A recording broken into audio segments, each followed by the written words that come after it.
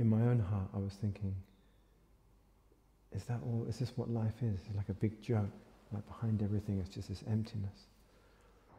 I think most people feel lonely or alone somewhat on a deep level within themselves. And I don't really feel that anymore. And then I opened this book, and on the page I opened, it described my situation exactly. It said, you are in a deep, dark pit. Everything you've put your trust in has failed you. There's only one way out for you. And the words it used were spiritual development. And at that point, I knew that God existed.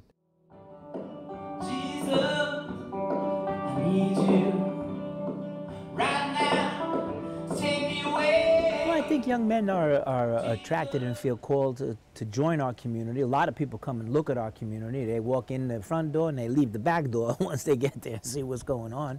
Because we live in, you know, some pretty tough neighborhoods, and we try to live a simple and an austere life, and but yet a full and a free life. And I think there's an attraction to it because I think there's a sincerity in our attempt to live it. You know, to be faithful to the whole shebang. You know, to the big picture. The beauty of our life as friars is that in the fact that we don't, in our vows of poverty, chastity, and obedience, we kind of have nothing in terms of nothing to fall back on. Like if God is not real, then we really have nothing. You know, we are the biggest fools.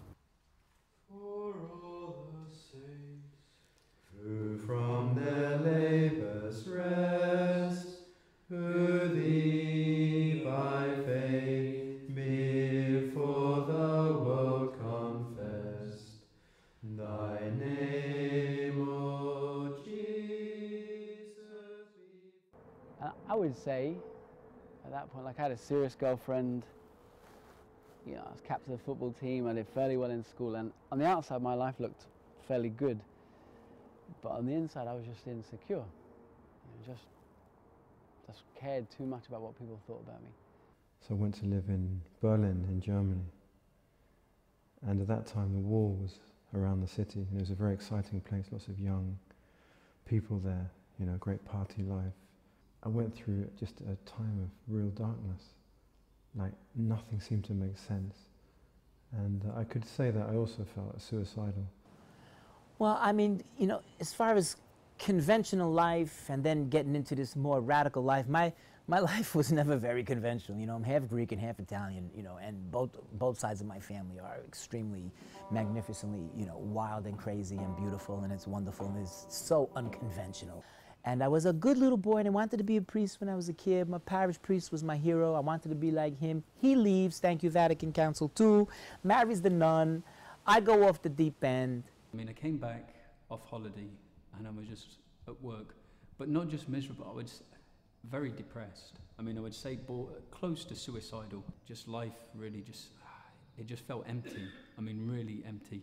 I just had what I'd describe as just something of a God experience.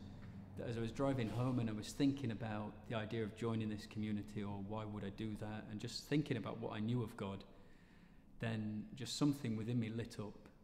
But the initial thing was like it sounds weird, but it's like falling in love. And then many, many years later, through a Catholic Bible study group, there was this explosion in my heart through the Word of God that created and unleashed a hunger for more in me. So the bad boy became a good boy. My aunt, she doesn't believe in God at all. She doesn't like what I'm doing at all. She says, "You're going to be a lonely old man." And then you'll say, "You told me so." And I just don't see it.